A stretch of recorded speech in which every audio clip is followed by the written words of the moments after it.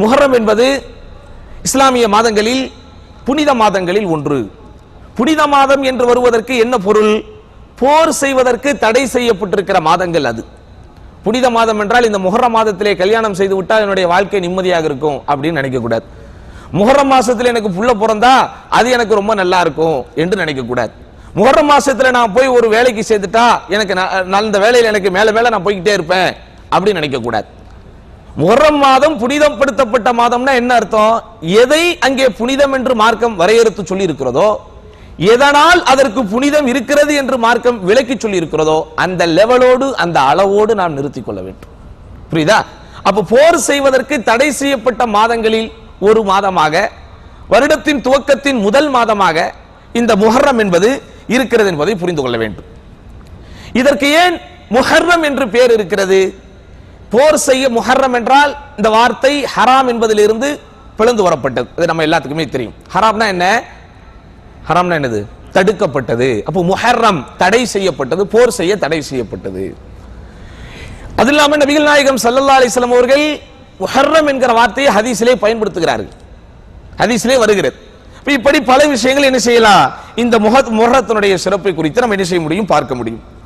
அருமை சகோதரர்களே, அரபு மொழி ரீதியாக இந்த மாதத்திற்கு ஒரு சிறப்பு இருக்கிறது. அரபு மொழி ஆரம்பமாக படிப்பவர்களுக்கு தெரியும். அரபு வார்த்தை இரண்டு விதமாக பயன்படுத்தப்படும். ஒன்று அலிஃப் லாமை இணைத்து, இன்னொன்று அலிஃப் லாம் இல்லாமல். இப்படிதானா? கிதாபுன் என்று சொல்லலாம், அல் கிதாபு என்றும் சொல்லலாம். எதெல்லாம் அலிஃப் லாமுடன் இணைத்து சொல்லப்படுவதாக இருக்கிறதோ அது கொஞ்சம் கிரேடு, ஒரு கூடுதல் மதிப்புடைய ஒரு வார்த்தையாக அது கருதப்படுகிறது அரபு மொழி இலக்கணத்தில். இந்த 12 மாதங்களில், இந்த இஸ்லாமிய வருடப்பிறப்பு என்றும் ஹிஜ்ரி வருடம் என்று சொல்லுகிறோமே, இதில் இருக்கிற 12 மாதங்களில் முஹர்ரம் என்கிற மாதத்திற்கு மட்டும்தான் அல் முஹர்ரம் என்று சொல்லப்படும்.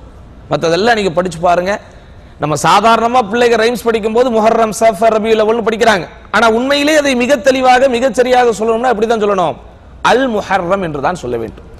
சஃபர், ரபியுல் அவ்வல், ரபியுல் ஆஹிர், ரஜப், ஷாபான், ரமதான் உட்பட ஷவ்வால், துல்காத், அதுல எல்லாத்தையும் நீங்க பாருங்க, எதுவுமே அலிஃப் லாம் கொண்டு ஆரம்பிக்கப்படாது. ஆரம்பத்தில் அலிஃப் லாம் வராது. முஹர்ரம் என்கிற மாதத்திற்கு மட்டும்தான் என்ன வருது? அல் முஹர்ரம் என்று வருவது. அல் அலிஃப் லாமை கொண்டு இது ஆரம்பிக்கப்படுறதுனால இது புனிதமா என்று நாம் சிந்திக்க வேண்டியதில்லை. அப்படி ஒரு அர்த்தமும் இதற்கு இல்லை. ஜஸ்ட் ஒரு தகவலுக்காக இந்த முஹர்ரம் மாதத்தை பற்றி நாம் தெரிந்து கொள்ள வேண்டும் என்பதற்காக இது இங்கே சொல்லப்படுகிறது.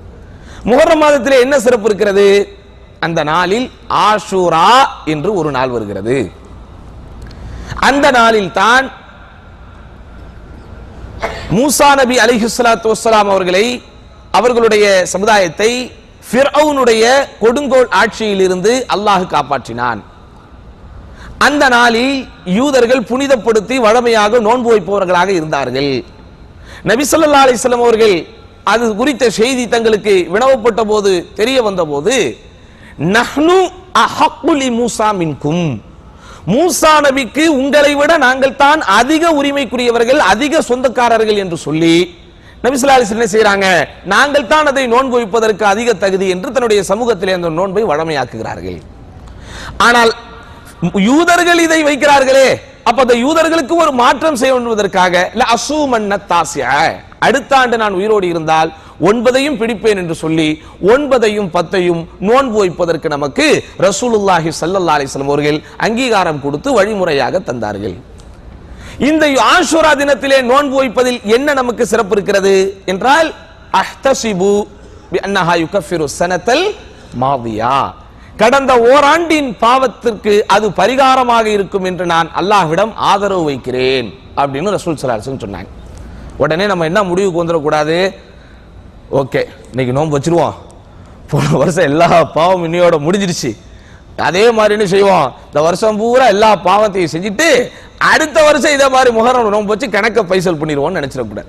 நிறைய பேருக்கு மைண்ட் செட்டே அப்படித்தான். செய்யறதெல்லாம் செஞ்சுட்டு ஒரு உம்ராக்கு போனா வேலை முடிஞ்சிடும். அப்படி செய்யறதெல்லாம் செஞ்சுட்டு எதெல்லாம் செய்யக்கூடாது எல்லா வேலையும் செஞ்சுட்டு ஒரு உம்ராவிற்கு போனால் எல்லாம் முடிந்து விடும் என்கிற எண்ணம் நிறைய பேரிடத்தில் இருக்கிறது. அப்படிப்பட்ட ஒரு எண்ணத்திற்கு வரக்கூடாது. மனிதன் என்கிற அடிப்படையிலே மனிதன் பலகீனமானவனாக படைக்கப்பட்டிருக்கிறான், பாவம் செய்யும் இயல்போடு படைக்கப்பட்டிருக்கிறான். அந்த இயல்பின் காரணமாக அவன் செய்கிற பாவங்கள் எவ்வளவோ இருக்கிறது, அவன் செய்ய வேண்டிய கடமைகளில் எவ்வளவோ அவன் குறை வைக்கிறான். 5 நேரம் தொழுகிறோம் என்ற ஒரு திருப்தி நம்மிலே பலருக்கு இருக்கலாம் அல்லது சிலருக்கு இருக்கலாம். ஆனால் 5 நேர தொழுகையும் மிகச்சரியாக நாம் தொழுது விட்டோம், கட்டாயமாக இது அல்லாஹ்விடத்தில் ஏற்றுக்கொள்ளப்படத்தான் செய்யும் என்று யாராவது நமக்கு உறுதி கொடுக்க முடியுமா? அந்த தொழுகையில் எவ்வளவு குறை வைத்திருப்போம், நம்முடைய இஹ்லாஸில் நம்முடைய தக்வாவில் எவ்வளவு குறைகள் வந்திருக்கும், நம்முடைய அந்த ஒது செய்யக்கூடிய விஷயத்திலே எவ்வளவு குறைகள் வந்திருக்கும், அந்த நியத்தில் எவ்வளவு குறைகள் வந்திருக்கும், அந்த ருக்குன்களை நிறைவேற்றுவதில், அந்த தொழுகையினுடைய அந்த ஆழ நீள அகலத்தை எல்லாம் முறைப்படி செய்வதில் எவ்வளவு குறைகள் வந்திருக்கும். இதெல்லாம் மன்னிக்கப்படணுமா இல்லையா? அப்படிதானேங்க? அப்ப இது போன்ற தவறுகளுக்கும் இது போன்ற இயல்பான மனிதனுடைய பலகீனம் என்கிற அடிப்படையில் ஏற்படக்கூடிய இந்த எல்லா பாவங்களும் மன்னிக்கப்படுவதற்குரிய ஒரு வாய்ப்பாக இது போன்ற ஒரு சூழ்நிலைகளை, இது போன்ற ஒரு சிறப்புக்குரிய விஷயங்களை நபிகளார் ஸல்லல்லாஹு அலைஹி வஸல்லம் அவர்கள் நமக்கு கற்றுக் கொடுத்திருக்கிறார்கள். இதை தான் நம்ம என்ன செய்யணும், இந்த முஹர்ரம் குறித்து தெரிந்து கொள்ள வேண்டும்.